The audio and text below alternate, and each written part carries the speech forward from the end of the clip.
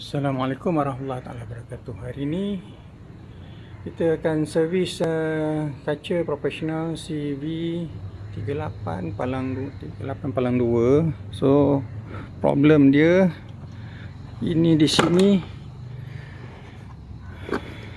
Okey, kita dah buka. Saya buka dia. Okey. Problemnya ialah pecah. Okey. So pecah ni di satu kita dah test tadi, ini tak jalan. So tak jalan ni ada beberapa isu ni. Tak putus. I think tak putus, tapi kita check dulu. Okey. Kita on plug.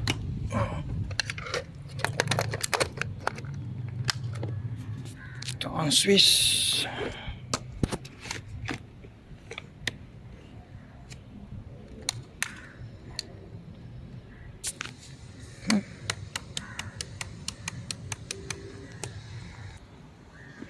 Kita on switch.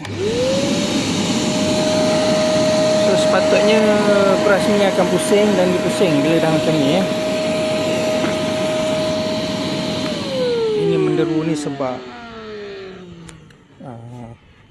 penuh tu.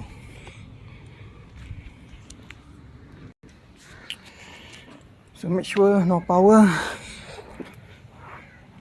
So kita akan buka.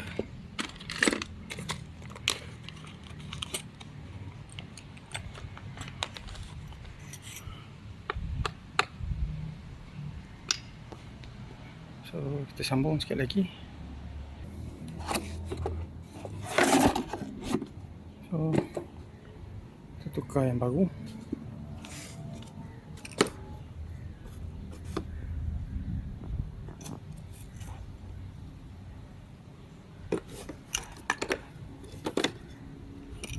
So ini patah.